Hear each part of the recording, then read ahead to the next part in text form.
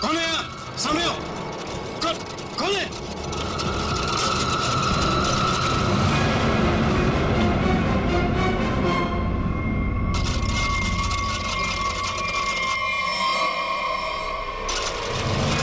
मनीष बाबू,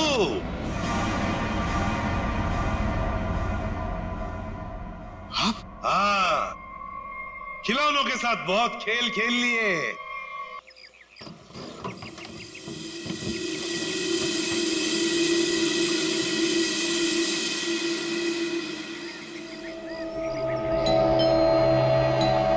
कचरा, कचरा।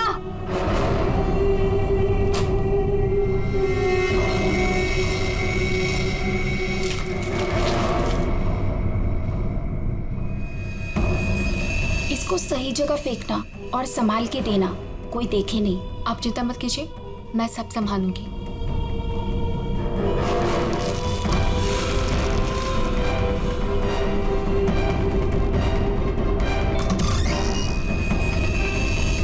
जल्दी दो। कौन है बेटा? कोई नहीं माँ, कचरा वाली थी।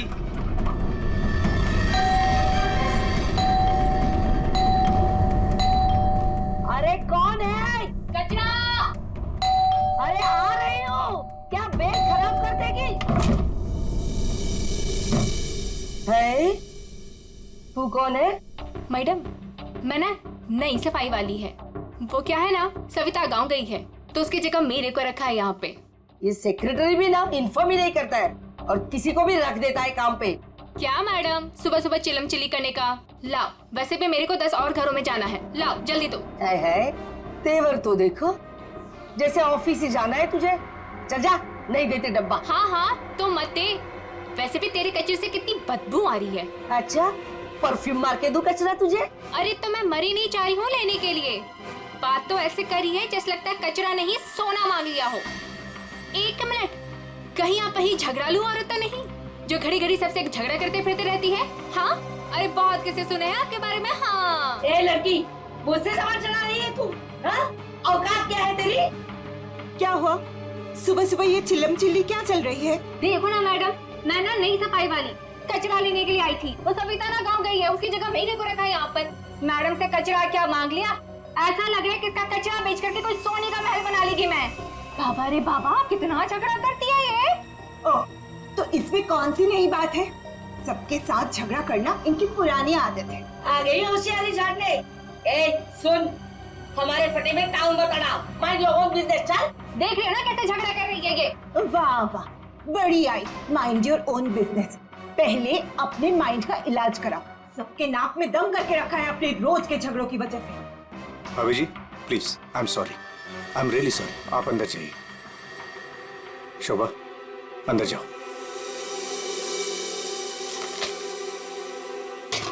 जाओ। खाली लड़ते रहती है, पता नहीं कैसी औरत है ये। आपको बीच में आने के लिए किसने बोला? हाँ, अगर आप बीच में नहीं आते थे ना तो उस रचना की बच्ची को देख लेती थी मैं। मुझे अंदर ले आए सो आए। आपने सॉरी बोला उसे? सॉरी बोला? अरे किससे पूछ के सॉरी बोला? हमेशा से गलत काम करते हो, हमेशा से गलत काम करते रहते हो। हाँ हाँ हाँ, सब हमारी गलती है, हमारी गलती है सब। लोग हमसे बात नहीं करते, लोग हमें देख करके दूर भाग जाते हैं, कोई हमें अपने घर में नहीं बुलाते, सब हमारी गलती है। शोभा प्लीज, देखो शोभा, इस तरह से बात बात में लोगों के साथ झगड़ा करना बंद कर दो। देखो शोभा, तुम जानती हो इस वजह से लोग हमारे घर को कितने बदनाम कर चुके हैं। यहाँ तक कि सोसाइटी वाले पुलिस की धमकी दे चुके हैं। अरे वो क्या पुलिस कंप्लेंट करेंगे, मैं खुद पुलिस स्टेशन जाऊंगी और एक एक को ठीक से देख लूंगी। और आप उनकी साइड ले रहे हो? उनकी? आपको अपनी बीवी की कोई फिक्र नहीं है क्या? हाँ, मैं तो हूँ ही ऐसी, झगड़ालू हूँ। मैंने सबकी नींद हराम करके रखी है। और ये बिल्डिंग वाले, ये तो संत महात्मा है ना। बहू, वो लोग भी गलत हो सकते हैं, लेकिन लोगों से बात करने का एक अलग ही तरीका होता है। आइए आइए, पधारिए। अरे मैं तो वही सोच रही थी, कि अब तक आप कैसे नहीं पधारी अपने लाडले की तरफदारी करने के लिए। देखिए माँ जी, एक तो वैसे भी इन्होंने आपको मेरे मत्थे मड़ा है, वो भी मुझसे पूछे बिना। मेहमान बनकर आई हो तो मेहमान बनकर रहो घर में। शोभा, माँ से इस तरह से बात नहीं किया करते। तो आप कहो ना अपनी माँ से कि मुझसे बात ही ना करे। अरे पूरा दिन इनकी सेवा करती रहती हूँ, फिर भी ये सब सुनना पड़ता है। बस मॉम बस, सुबह सुबह दिमाग खराब करके रख दिया है। और अब दादी और डैड से कैसे बात कर रहे हो? क्या ये घर दादी का नहीं है? चुप कर, बदतमीज लड़की। बड़ों के बीच में बात करने से अच्छा है कि तुम अपनी पढ़ाई करो। पर तुम कहाँ पढ़ाई करती हो? पूरा दिन इस मोबाइल और लैपटॉप में घुसी रहती हो। ये किसकी फोटो है? कौन है ये लड़का? तेरा बॉयफ्रेंड तो नहीं है? मॉम, जैसे अभी आपने बताया ना कि मैं आपके मामले में इंटरफेयर ना करूं, वैसे आप मेरे मामले भी में इंटरफेयर ना करें तो अच्छा होगा। बदतमीज लड़की, मुझसे जबान लड़ा रही है तू? बड़ों से बात करने का तमीज नहीं है तुझे? अगर मुझसे जबान लड़ाई ना तो याद रखना। हाँ, क्या कर लोगे आप? हाँ, क्या कर लोगे? जैसे भैया को इस घर से निकाल दिया, वैसे मुझे भी निकाल दोगे? हाँ? काव्या! माँ, शोभा, बस बहुत हो गया। ऐसे किसी जवान लड़की से बर्ताव नहीं किया जाता। माँ, तुम्हें मंदिर जाने में देर हो रहा है ना? चलो मैं तुम्हें मंदिर छोड़ देता हूँ। काव्या, तुम्हें कॉलेज जाना है ना? चलो मैं तुम्हें ड्रॉप करता हूँ। चलो जल्दी चलो। तुझे तो मैं देख ही लूंगी। बहुत बदतमीज होने लगी है आजकल।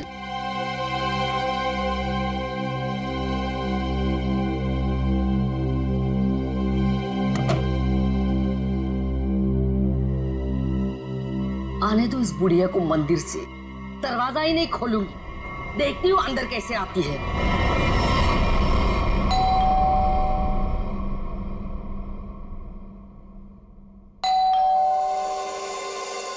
शोभा, दरवाजा क्यों नहीं खोल रही हो? शोभा, क्या हुआ माँ जी?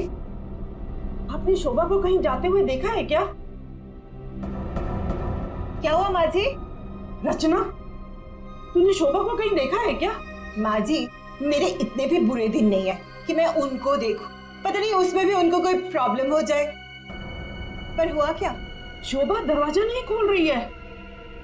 अब सर आप जाके सेक्रेटरी को बुला के लाइए ना प्लीज। अभी बुलाता हूँ। शायद वो बाथरूम में नहा रही हो। इतनी देर से नहा रही है? शायद अपना पाँव धो रही होगी। माँ जी, आपके पास घर की दूसरी चाबी होगी ना? नहीं है। एक मिनट माँ जी, मैं आपके बेटे मनीष को फोन करता हूँ। हटिए हटिए।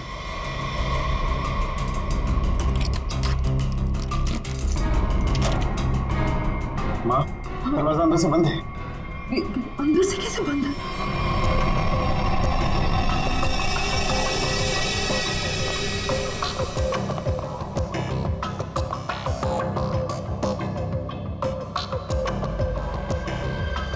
सर, घाव काफी गहरा है, लगता है किसी भारी चीज से वार किया गया।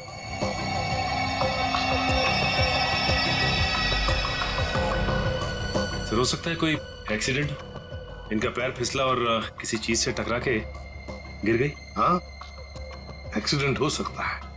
एक काम करो, घर में जितना सारा फर्नीचर है चेक करो, उसके कॉर्नर चेक करो फर्नीचर के, और फिर देखो कहीं पर नुकीली चीज है क्या, शायद उससे टकराई हो। सर,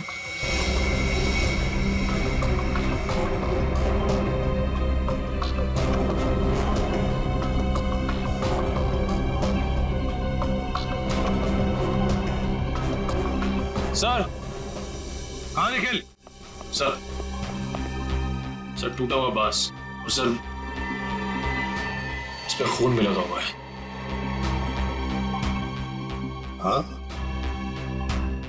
लगता है खूनी ने ये बाज बेचारे शोभा के सिर के पीछे मारा है इससे जोर से, और फिर शायद शोभा अपनी जान बचाते बचाते यहाँ से बाहर गई, गिर गई और फिर दम तोड़ दिया होगा। लेकिन सर, दरवाजा तो अंदर से बंद था, कुंडी लगी हुई थी, तो फिर खूनी घर से बाहर गया कैसे होगा?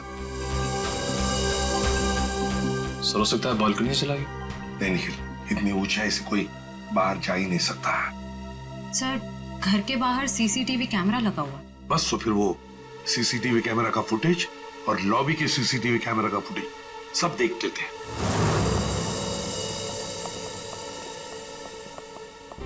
मनीष जी, आज सुबह आप, आपकी माँ और बेटी काव्या जब घर से बाहर गई तब शोभा जिंदा थी, है ना? जी सर। मतलब शोभा जी का कत्ल हुआ सुबह 10:30 बजे के बाद में ही। पर काव्या, तुम 11 बजे कॉलेज से वापस क्यों आ गई थी? देखो, चुप रहने का कोई फायदा नहीं। हमने लॉबी के सीसीटीवी फुटेज में देख लिया है, तुम ठीक 11 बजे बिल्डिंग में अंदर आई थी। काव्या, तुम कॉलेज नहीं गई? वो मेरा फ्रेंड अश्मित हमारी विंग में रहता है, मैं उसी से मिलने वापस आई थी। अपने बॉयफ्रेंड से मिलने गई उसी वक्त जिस वक्त अपनी माँ का कत्ल हुआ।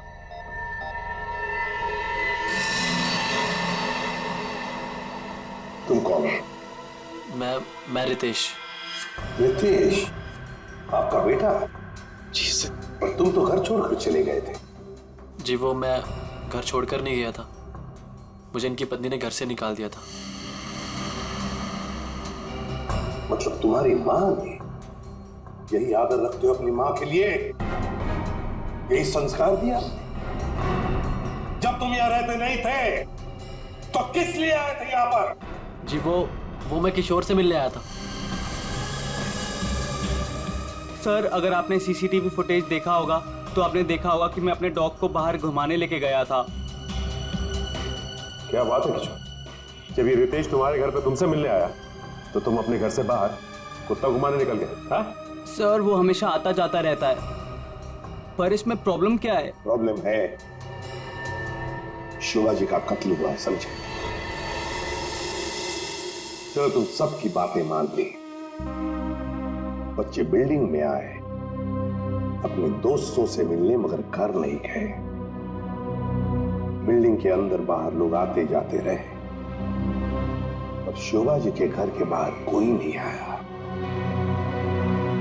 काश अगर कोई भी, एक भी शोभा जी से मिलने जाता तो शायद आज बेचारी मासूम शोभा बच जाती।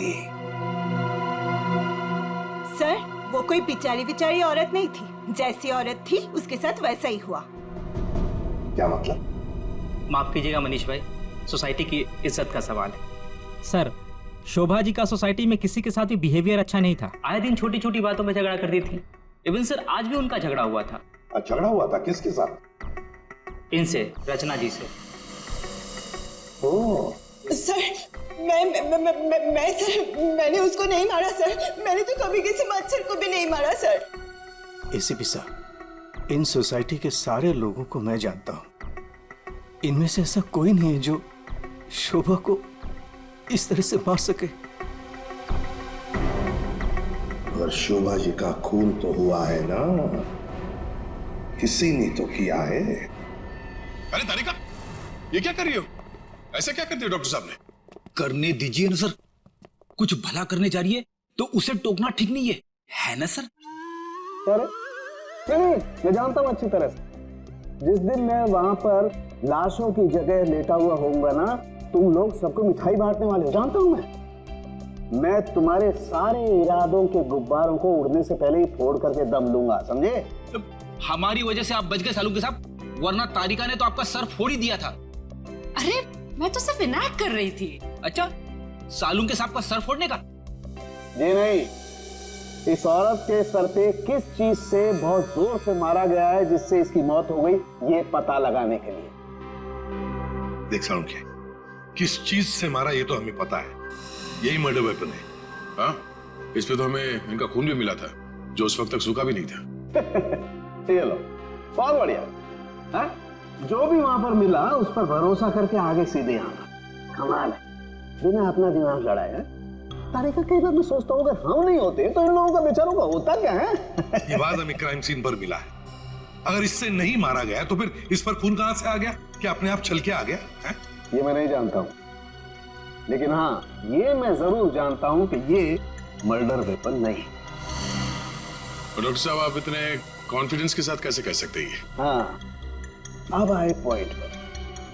तो सुनो, इस औरत की मौत हुई है खोपड़ी की हड्डी टूट जाने की वजह से। पर हड्डी टूटी नहीं, चकनाचूर हो गई। और ऐसा तभी हो सकता है जब जबरदस्त तरीके से इस पर वार किया गया।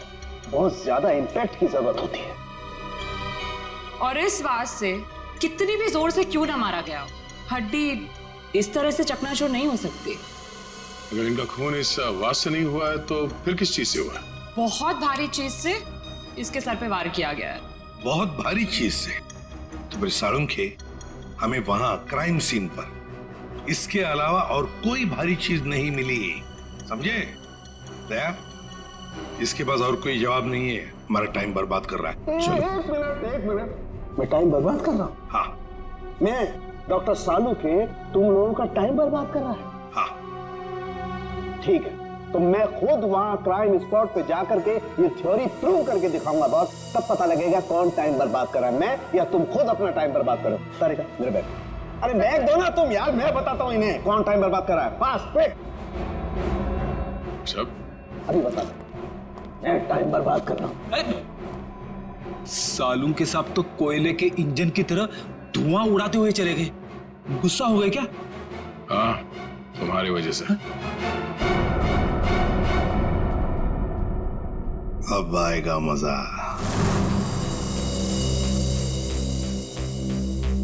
सब कुछ ढूंढ लिया, आप क्या ढूंढेंगे? अपना सर ढूंढो। कहा था ना यार तुमसे, कोई भारी चीज से मारा गया तो भारी चीज ढूंढो ना प्लीज। साहब, क्या लगता है इससे मारा होगा? सर क्या इससे मारा होगा? नहीं, इससे नहीं हो सकता। सर ये देखिए सर, काफी भारी है सर, इससे मारा होगा। सर पे मार के देखो, अगर सर खुल जाएगा तो मान लो। आपके सर पे कैसे मार? Shut up. यार सालू की क्यों टाइम बर्बाद कर रहा है हमारा तू? बस प्लीज मुझे ढूंढने दो। एक काम करो, आप लोग बैठो, मैं जरा ढूंढता हूँ प्लीज।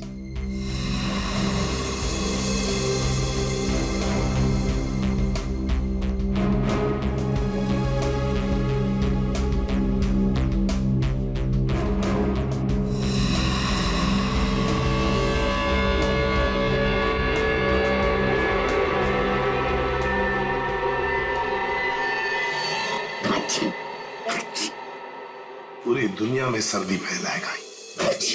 ओए, अरे यार क्या हो गया? सर क्या हुआ, आप इतना ठीक क्यों रहे? मसाला मसाला मसाला।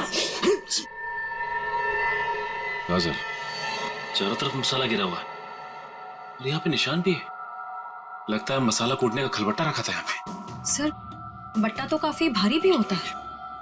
एक काम करो, आसपास जितने भी घर हैं, सारे के सारे घर चेक करो।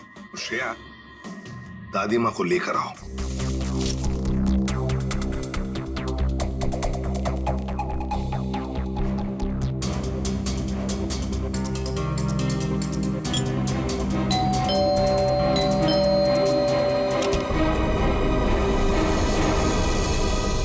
आप लोग?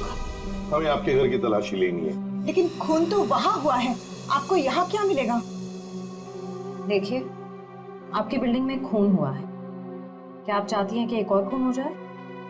प्लीज हमें अपना काम करने दीजिए। ओके, आइए।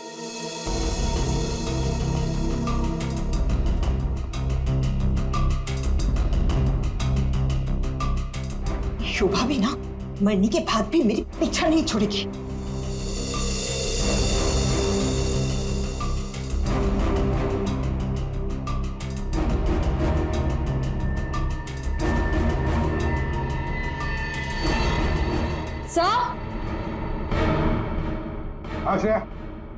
सर ये देखिए।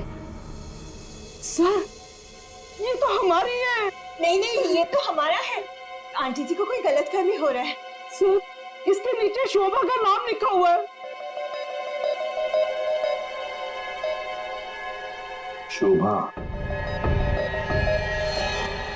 तो क्या आपने इन्हें ये दिया था? नहीं सर, आज सुबह तक तो ये हमारे पास ही था। तो फिर यहाँ कैसे? जरा चेक कर लिया।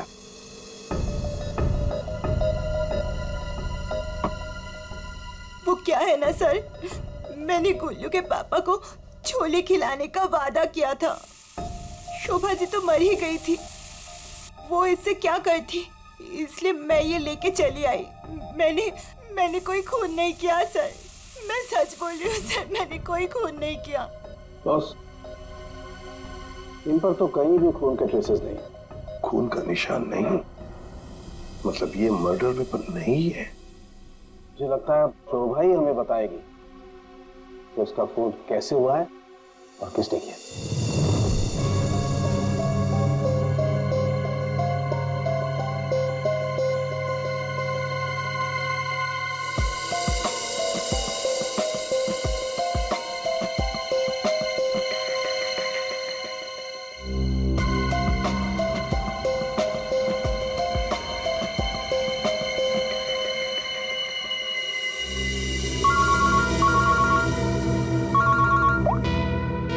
आसान के बोल।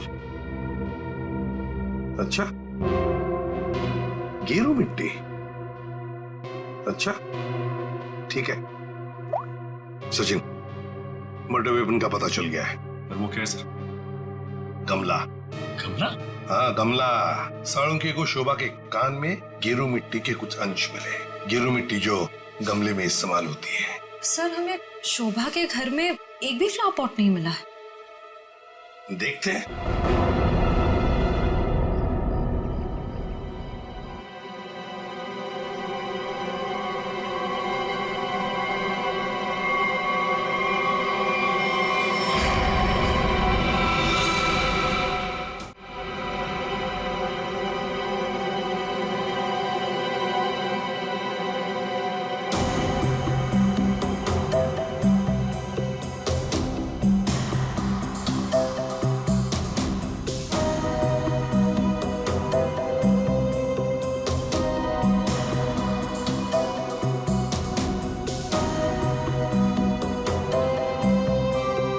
गमला यहीं पर गिरा है।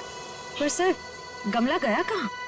हो सकता है किसी ने साफ कर दिया हो ताकि कोई सुराग न बचे, लेकिन मौत हुई है इस गमले की वजह से ही। लेकिन सर ऐसा कैसे हो सकता है? घर के बाहर लगे सीसीटीवी फुटेज में तो हमने किसी को कमरे के अंदर जाते देखा नहीं। तो फिर शोभा जी के सर पे गमला मारा किसने होगा? वही तो समझ में नहीं आ रहा है सचिन कि गमला मारा किसने, और फिर इतने जोर से मारा है कि किसी इंसान की जान ही चली जाए। हाँ सर, सवाल ये भी है कि बंद कमरे से खूनी बाहर गया कैसे? जमीन चीर के या आसमान फाड़ के? जमीन चीर के तो नहीं निखिल, जमीन चीर के नहीं, आया होगा तो आसमान फाड़ के ही। 1 2 3 4 5 6 7वीं मंजिल पर शोभा जी रहती है, वो रही उसकी बालकनी, और बिल्कुल उसी के ऊपर है 8वें मंजिल की बालकनी। चलो चलकर देखते हैं।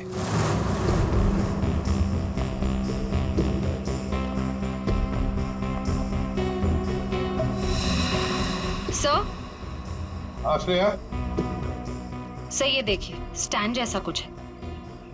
स्टैंड जैसा तो है।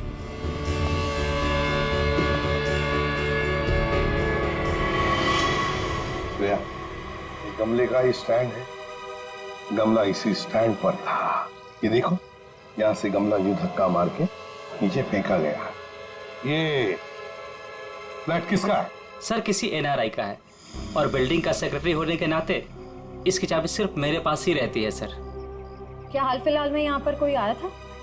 मुझे नहीं पता। तुम्हें पता नहीं? तो फिर इसका एक ही मतलब हो सकता है कि जबकि इस फ्लैट की चाबी सिर्फ तुम्हारे पास ही है, तो इस फ्लैट में भी सिर्फ तुम ही आए होंगे। ये क्या कह रहे हैं सर? मेरे कहने का मतलब है कि फ्लैट की चाबी उन्होंने मुझे दी थी। क्या है सर कि सारे एम्प्टी फ्लैट की चाबी ऑफिस के ड्रॉअर में होती है। एजेंट लोग सर कभी भी आते जाते रहते हैं, तो सर मैं 24 घंटे उनके लिए घर पे थोड़ी ना रहूंगा सर। ये खाली फ्लैट्स की चाबियां ऑफिस में रहती है, ये बात सबको पता है?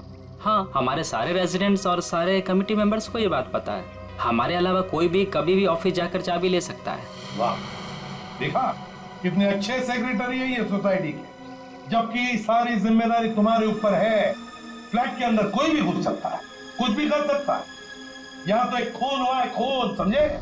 और ये जिम्मेदारी सिर्फ तुम्हारी है। सर खून तो शोभा जी के फ्लैट में हुआ है सर, इससे इस फ्लैट का क्या कनेक्शन हो सकता है सर? जाइए आप, जाइए नीचे और सबको इकट्ठा कीजिए। सारे रेसिडेंट्स को कंपाउंड में जाइए जल्दी। जी सचिन, ये देखो, हम हैं 8वें मंजिल की बालकनी पर और शोभा जी रहती थी 7वें मंजिल पे। जब शोभा जी वहां अपनी बालकनी से बाहर झुकी होगी किसी काम की वजह से, तब 8वें मंजिल के मतलब यहां से वो गमला शोभा जी के सिर पर मारा गया, ठाम करके ऐसे।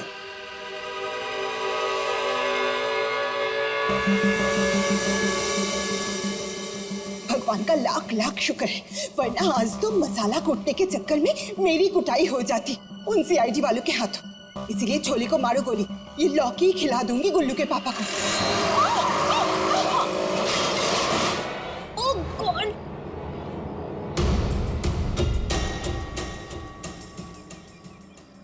ये क्या किया?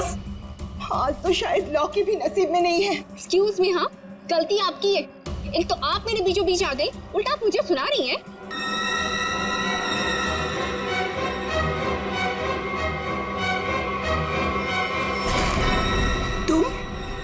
तुमको तो मैंने कहीं देखा है। देखिए, आपका जो कुछ भी नुकसान हुआ है उसके लिए आई एम सॉरी। मैं थोड़ी जल्दी में हूँ। रुक रुक, तुम वही सफाई करने वाली हो ना? अरे छोड़ मेरे हाथ। तेरी वजह से वो शोभा मेरे ऊपर राशन पानी लेके चढ़ गई थी। कौन शोभा? कैसा राशन पानी? मैं कुछ भी नहीं जानती। Excuse me. अरे स्क्वीज तो तेरी आज मैं करूंगी। तेरे जाने के बाद ही शोभा का कत्ल हुआ था। क्या? चल मेरे साथ सीआईडी के पास चल। चल हमें उस चीज का पता चल गया है जिससे शोभा जी का खून हुआ है। एसीपी साहब, क्या आप मुझे बता सकते हैं वो कौन सी चीज है जिससे मेरी पत्नी का खून हुआ? Flower pot. Flower pot? जी हाँ, फ्लावर पॉट। बिल्डिंग के 8वें मंजिल पर जो फ्लैट बंद पड़ा है उसके बालकनी के ऊपर रखा गया था ये फ्लावर पॉट और ऊपर से शोभा जी के सिर पर मारा गया। फ्लावर पॉट किसने किया ये सब? मुझे नाम बताइए जिसने मेरे परिवार को हमसे छीन लिया। बताइए एसीपी साहब, कौन है वो? ये तो कहना पड़ेगा कि बड़ा चालाक खूनी है ये, बहुत अच्छी तरह से प्लानिंग की थी, लेकिन भूल गया कि कोई भी कातिल कितना भी चाहे चालाक क्यों ना हो, कोई ना कोई गलती तो कर ही जाता है। जानना चाहते हो कौन है वो खूनी? आप में से ही कोई है, आप में से। ये सफाई करने वाली है। आज सुबह जब शोभा का खून हुआ था उससे पहले मैंने इसको बात करते हुए देखा था। अभी भेस बदलकर भाग गई थी। देखिए, मुझे नहीं पता कि ये औरत कब से क्या बकवास की जा रही है। मैं तो यहाँ पर पहली बार आई हूँ। मेरा हाथ छोड़ो ना। मैं सच बोल रही हूँ, मैंने इससे झगड़ा करते हुए देखा था। मुझे तो लगता है यही खूनी है सर। क्या बकवास की जा रही हो तुम? हम पता लगा लेंगे।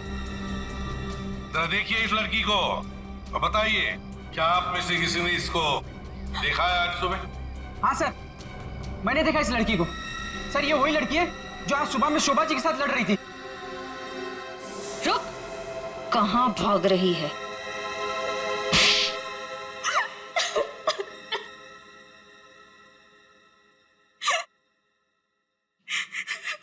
ये सब रोना धोना बंद करो और बताओ कौन कौन है इसके पीछे। तुम्हारे अकेली का काम नहीं है ये, बताओ जल्दी। कौन कौन मिला हुआ है तुम्हारे साथ इस काम में? हाँ? क्यों खून किया शोभा का? खून? नहीं सर, मैंने कोई खून नहीं किया। मुझे कुछ नहीं पता, मैं सच कह रही हूँ। जमाना बड़ा बदल गया है सर। इतनी महंगी घड़ी और ब्रांडेड चप्पलें पहन के घूम रही है। यहाँ तो सीआईडी में ईमानदारी से काम करने के बाद पिछले 5 साल में ये वाले जूते पहन पाया हूं मैं। हाँ, सच कह रहे हो फ्रेडी। लेकिन ये है ना, मुखौटा पहनी है सफाई कामगार का, है तो कोई और ही। पूर्वी, ऐसा नहीं बताइए। हाँ, बोल नहीं। प्लीज मैम, मुझे मत मारिए। मैं बताती हूँ, मैं सब सच बताती हूँ। मेरे पास एक फोन कॉल आया था। कौन लोग थे मुझे नहीं पता, लेकिन वो लोग शोभा से बदला लेना चाहते थे। बदला कैसे लेना है वो सारे इंस्ट्रक्शन मुझे फोन पर बता दिए गए थे। मैंने बस उसे फॉलो किया था और कुछ नहीं किया था, खून नहीं किया था सर। एक अनजान आदमी ने तुम्हें फोन कॉल किया और तुम उसकी मदद करने के लिए तैयार हो गई? हाँ सर। ऐसी क्या दुश्मनी थी तुम्हारी शोभा से? सर शोभा अच्छी औरत नहीं थी, वो बहुत ही घमंडी और झगड़ालू किस्म की औरत थी। सर मैं एक स्टोर में सेल्स गर्ल का काम किया करती थी। मेरे स्टोर में आई वो एक दिन, नेल पेंट दिखाने के लिए कहा। नेल पेंट का ढक्कन जब मैं खोल रही थी तो सर गलती से वो नेल पेंट की कुछ बूंदें उसके साड़ी के पल्लू पे गिर गई थी सर। उसके बाद उसने जो हंगामा खड़ा किया, मैंने उससे माफी मांगी, मिन्नती की कि प्लीज मुझे माफ कर दीजिए, लेकिन उसने मेरी एक बात भी नहीं मानी। मैनेजर के पास चली गई सर। मैनेजर ने मुझे नौकरी से बाहर निकाल दिया। 2 महीने तक मुझे कहीं कोई नौकरी नहीं मिली। घर का किराया तो दूर, खाने तक को मेरे पास पैसे नहीं थे। मकान मालिक मेरे सिर पर चढ़ करके मुझे परेशान करने लगा, कहा कि निकलो मेरे घर से। सर उसने मेरी पूरी जिंदगी तबाह कर दी। फिर मैंने ठान लिया था कि उस शोभा से मैं बदला जरूर लूंगी। इसलिए तुमने कानून को अपने हाथ में लेने का फैसला किया है? सर मैं मानती हूँ कि मुझसे बहुत बड़ी गलती हो गई। प्लीज आप लोग मुझे माफ कर दीजिए प्लीज। ये लो, सब कुछ मान लिया तो माफी मिल गई? ऐसे लगता है तुम्हें? है? तुम्हारी सजा हम कम कर सकते हैं, मगर एक शर्त पर। हाँ सर, मुझे आप लोगों की सारी शर्त मंजूर है। बताइए मुझे क्या करना होगा? तो ये बताओ कि फोन पे एग्जैक्टली क्या इंस्ट्रक्शन दिए गए थे तुम्हें? मुझे बस वो फ्लावर पॉट गिरने के बाद उसे साफ करने के लिए कहा गया था। वो फ्लावर पॉट जैसे बालकनी से शोभा के सर से टकराकर नीचे गिरा तो मेरे पास उसे झट से साफ करके वहां से मैं निकल गई। बस यही किया था मैंने। वो फ्लावर पॉट किसने फेंका था? Flower pot? नहीं, किसी ने फेंका नहीं था। किसी ने नहीं फेंका? ये कैसे हो सकता है? कोई तो ऊपर था फेंकने वाला। नहीं सर, मैं सच कह रही हूँ, वहाँ पर कोई नहीं था। वो फ्लावर पॉट अपने आप गिरा था। कौन था ऊपर? यकीन कीजिए, मैं क्यों झूठ बोलूंगी आप लोगों से।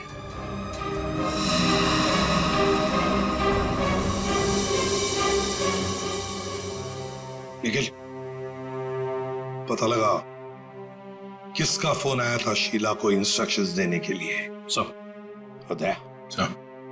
टूटे हुए फ्लावर पॉट के टुकड़े अच्छी तरह से देखो।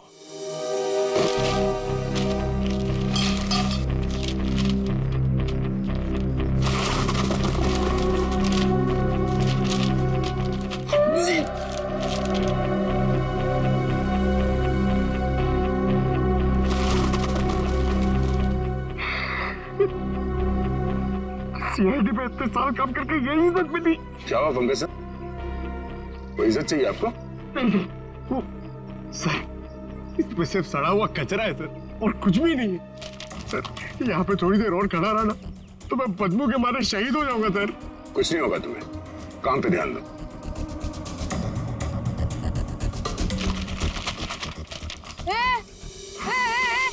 ये क्या कर रहे हो? ये मेरा इलाका है, यहाँ मैं किसी और को कब्जा जमाने नहीं दूंगी। अरे कौन कब्जा करना चाहता है?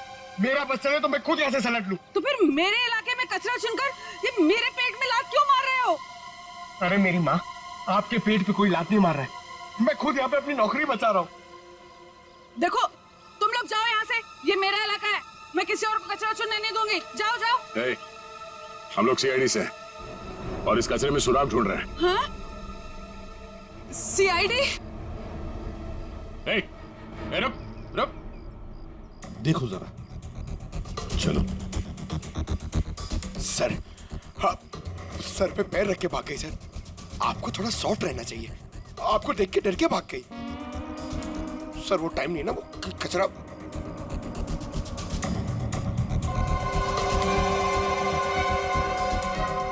सर, हाँ? ये देखिए, ये कुछ गमले के टुकड़े मिले हैं।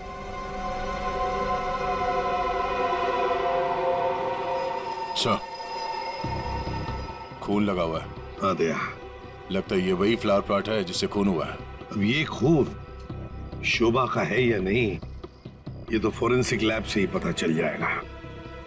लेकिन और भी तो कुछ होना चाहिए यहाँ पर, और कुछ होना चाहिए। देखो जरा अच्छी तरह से देखो दोबारा। सर बाकी तो हमने हर जगह देख लिया सर, और ऐसा कुछ मिला नहीं। जो देखो तो सही। यहाँ मैंने कुछ नहीं किया साहब, मैं निर्दोष हूँ साहब, मैं निर्दोष हूँ। कुछ नहीं किया तो हमें देख के भागी क्यों? वो साहब बिरजू कह रहा था कि जब भी पुलिस वाले देखो ना तो अपनी जान बचाओ और भागो, पता नहीं फिर कब मुसीबत में फंस जाए। एक मिनट देखो, किसी भी मुसीबत में नहीं फंसोगे तुम। इतना बताओ, क्या सुबह तुमने यहाँ से कुछ कचरा उठाया था? हाँ, घबराओ मत, उठाया था कचरा? हाँ उठाया तो था, इस थैले में ही है। दिखाओ जरा। नहीं, मैं नहीं दूंगी, ये मेरी रोजी रोटी है साहब। अरे हमें उसका भजिया नहीं तलना है, हमें सिर्फ ये देखना है कि उसके अंदर क्या है। इधर दो।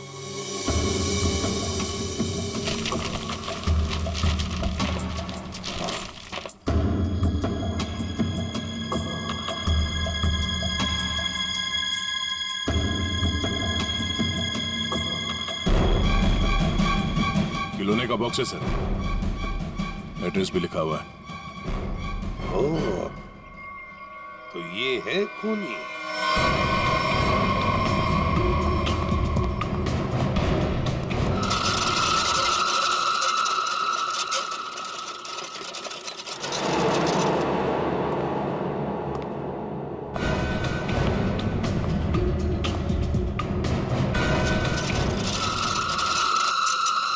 कौन है? कौन है? अरे कौन है यहाँ? सामने आओ। कौन है?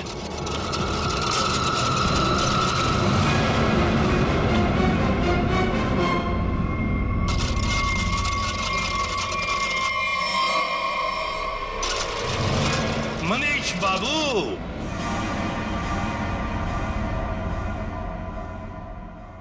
हाँ, खिलौनों के साथ बहुत खेल खेल लिए, अब ये तुम्हारा खेल खेलना खत्म। मैंने आगे रास्ता बंद है। मैंने कुछ नहीं किया। अब ये बता, शोभा को क्यों मारा तुमने? मैंने नहीं मारा।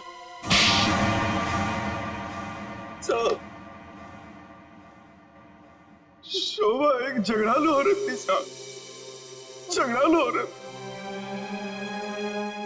हमेशा गालियां देती थी साहब, हर छोटी मोटी बात पे चिल्लाती थी, भद्दी गालियां देती थी।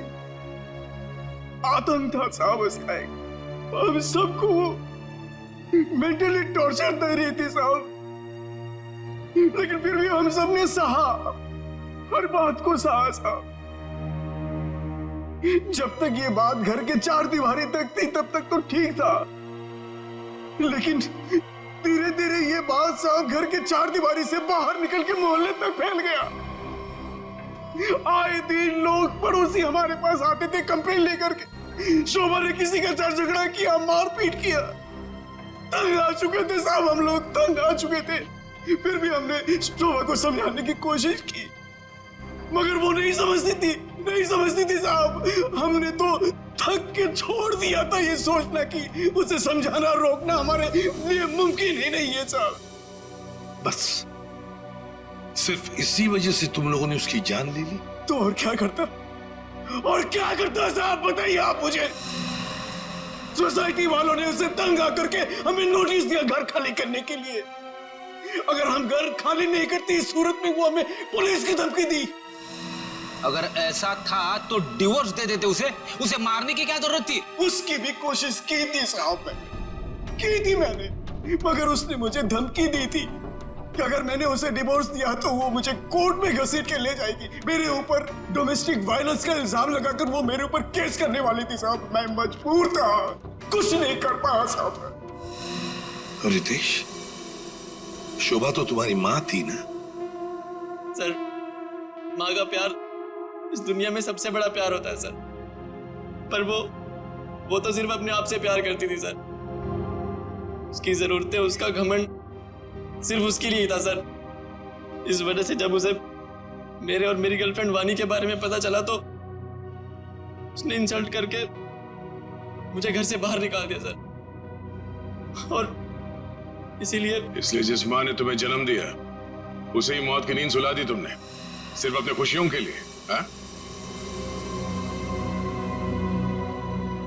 एक दिन रितेश मेरे पास आया एक सुझाव लेकर। उसने कहा कि पापा, अगर हमारी जिंदगी में शांति और चैन चाहिए तो शोभा की जिंदगी खत्म करनी होगी। और इसके लिए तुमने अपने पड़ोसी किशोर और नवीन की मदद ली, जो शोभा के दुश्मन थे उसके बर्ताव की वजह से। हाँ?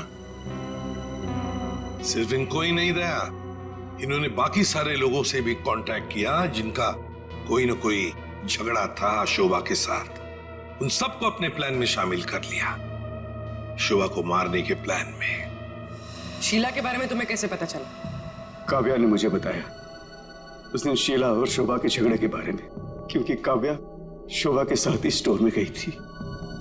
तो तुम्हारे इस प्लान को अंजाम देने के लिए कोई बाहर वाला चाहिए था, और ये शीला इस काम के लिए एकदम परफेक्ट थी। और इसे शोभा से बदला लेना था, इसलिए ये भी मान गई। हाँ?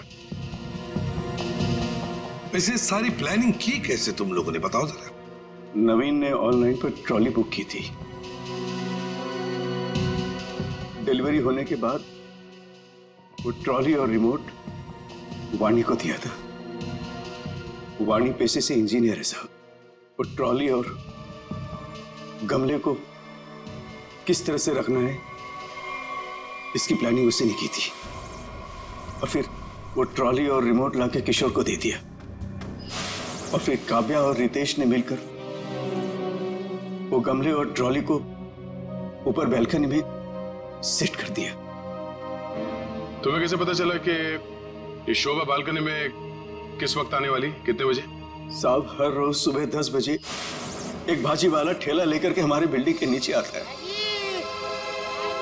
और शोभा उस पर बैल्कनी में खड़े होकर के खड़ी खोटी सुनाती थी साहब, चिल्लाती थी, झगड़ती थी उससे। बस मुझे उसी मौके का इंतजार था।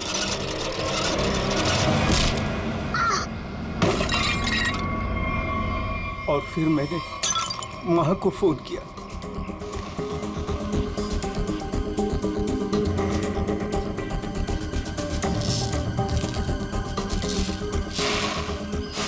कभी एक बार भी नहीं सोचा कि शोभा के ऐसे स्वभाव के पीछे कोई वजह हो, कोई कारण हो सकता है उसे कोई दिमागी बीमारी हो जिसका इलाज हो सके।